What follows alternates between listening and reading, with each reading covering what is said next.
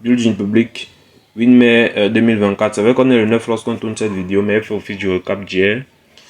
Donc, on va principalement se concentrer sur le learning business, sur l'apprentissage business qu'on a pu acquérir. Donc, ça concerne beaucoup plus le prix des services. Donc, je me concentre sur les business des services dans le cadre de cet apprentissage. Et donc, on va parler du pricing et de comment est-ce que vous faites de la discussion de vos prix. Déjà, ce qu'il faut comprendre, c'est qu'en général, les clients ne comprennent pas trop les business de service. Ça veut dire quand c'est un produit, si c'est une souris, je vends cette souris, le client voit ce qu'il achète et il comprend. Mais en général, les business de service, les clients ne comprennent pas trop.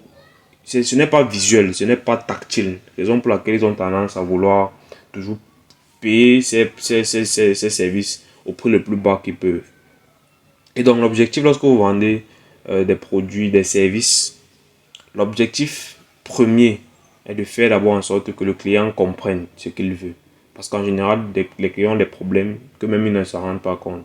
Donc lorsque la solution à ce problème, c'est votre service, le service que vous proposez, la première étape est d'abord de faire comprendre aux clients son réel problème.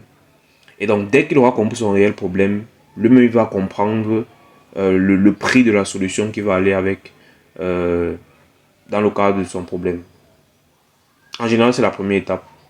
Parce que vous allez sans doute être confronté au quotidien aux personnes, aux clients qui vous font comprendre que votre service est beaucoup trop cher. Pourquoi est-ce qu'il est aussi cher? Ils croyaient que c'était tel. Ils vont diviser le prix par 2, 3, 4, 5. Et on ne va pas se mentir, sur le long terme, ça va faire en sorte que sur le plan psychologique, vous-même, même si vous êtes très sûr de votre produit ou de votre service dans ce cas de figure, vous-même à un certain niveau, vous serez un peu touché. Vous allez vous demander si au final votre service est vraiment cher. Mais non, rassurez-vous. Si vous avez bien structuré votre offre et que dans votre offre, vous avez mis assez de valeur pour que l'acte d'achat soit toujours un vol pour le prospect, alors il est clair que si la compétence est derrière, si la qualité du produit est derrière, si vous arrivez à satisfaire vos clients de manière exponentielle, les clients qui souscrivent au service, alors il est clair que votre service est assez bien conçu. Et donc, lorsque c'est le cas, il faudrait donc vous arranger à bien travailler la première partie, qui est celle de faire d'abord comprendre nos clients quelle est la solution à son problème. Et avant même ça, lui faire bien comprendre quel est son problème. Parce qu'un client peut venir te voir et te dire qu'il a mal au pied, mais en réalité, tu fais le diagnostic, tu te rends compte que non, ce n'est pas le pied qui fait mal. C'est l'abcès qui est au cou qui transmet la douleur dans le pied.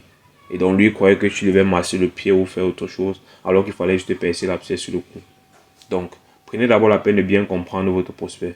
Prenez la peine de bien comprendre son problème, afin de lui proposer donc le produit qui va résoudre son problème. Et faites toujours en sorte que l'acte de l'achat soit un vol pour lui, qu'il se rende compte que la valeur à l'intérieur est beaucoup trop forte pour le prix qu'il a payé. Et là, très probablement, il va être très satisfait. Et n'oubliez pas, le meilleur marketing, c'est un client satisfait. Donc, ne fléchissez pas devant les clients qui vous disent que vos produits sont trop chers. Non, au contraire.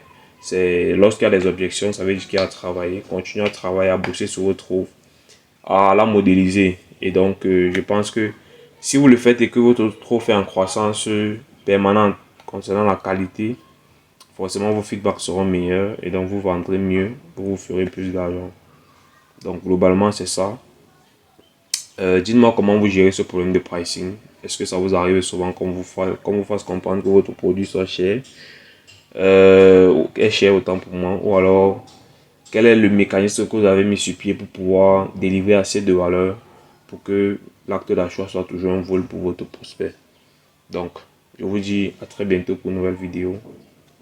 Peut-être dans